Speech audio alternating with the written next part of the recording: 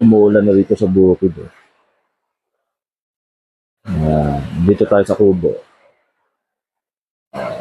Kakagawa lang dito. Ayan. Tignan nyo yung mga manok natin dito sa kabila. Uy. Kamusta kayo dyan? Ito na may mga kambing natin.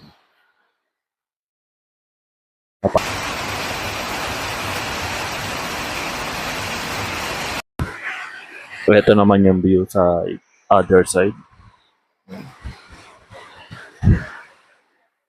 Talagang tag-ulan na. So, habang umuulan, pahinga muna tayo.